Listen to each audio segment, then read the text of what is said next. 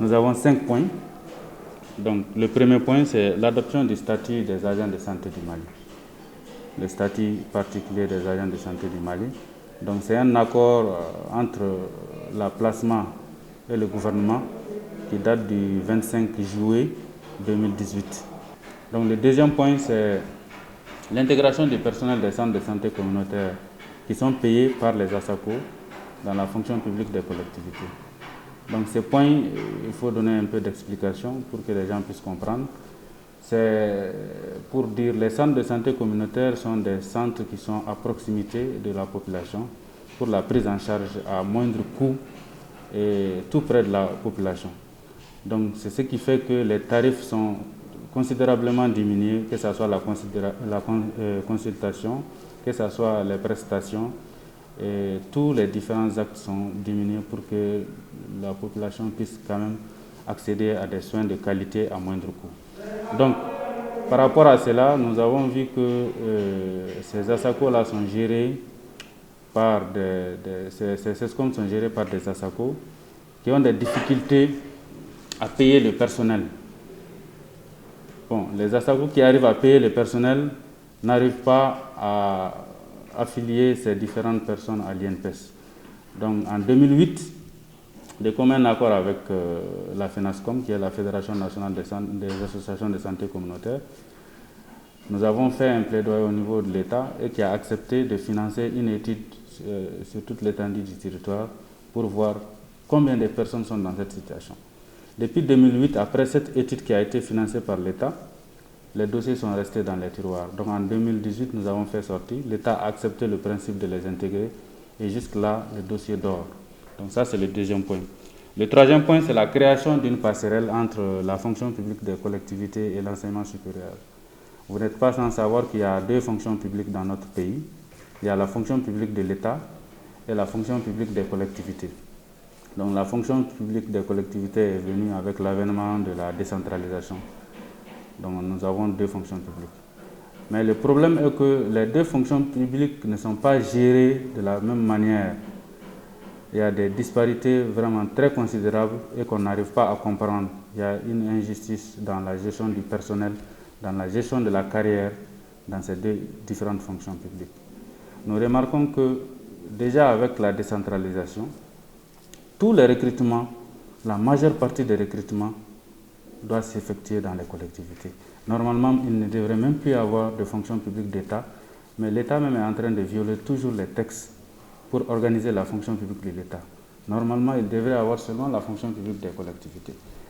Et dans ce cadre, nous constatons qu'il y a une restriction formelle des fonctionnaires des collectivités pour accéder à l'enseignement supérieur. Je donne un exemple. Un fonctionnaire de collectivité qui va faire une spécialisation et qui fait une spécialisation en chirurgie et qui veut être un assistant pour faire des agrégations pour être un professeur, on lui dit non, toi tu ne peux pas le faire parce que tout simplement tu es fonctionnaire de collectivité. Même si tu es plus intelligent que tout le monde, tu connais plus que tout le monde, tu as les capacités, tu as tout, tu ne peux pas être un assistant, tu ne peux pas être un agrégé, tu ne peux pas être un professeur, tout simplement parce que tu es un fonctionnaire de collectivité. Donc nous avons dit que nous ne comprenons pas cela, que la source de financement du salaire soit un frein à l'évolution scientifique, à la carrière d'un travailleur. C'est incompréhensible, on ne comprend pas. Un fonctionnaire de collectivité n'a pas le droit de poursuivre.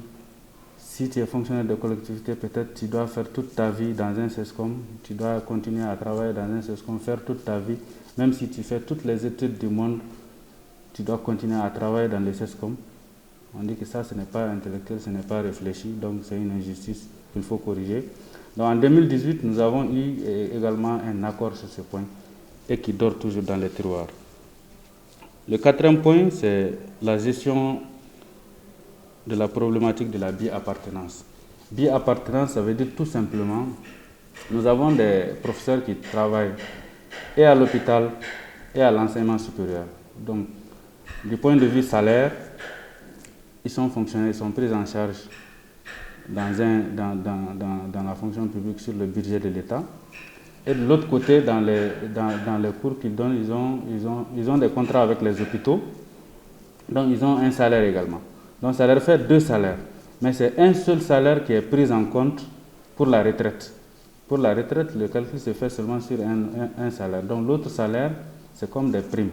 Donc nous avons demandé tout simplement à ce que ces 2 salaires soient mis ensemble pour que ça soit un seul salaire, pour que le professeur puisse bénéficier à la retraite d'un salaire conséquent qui peut lui permettre de vivre de façon décente.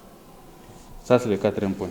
Et pour ce point également, l'État a même financé. Nous avons été à l'intérieur, nous avons été en Côte d'Ivoire, nous avons été au Sénégal pour voir comment eux ils font.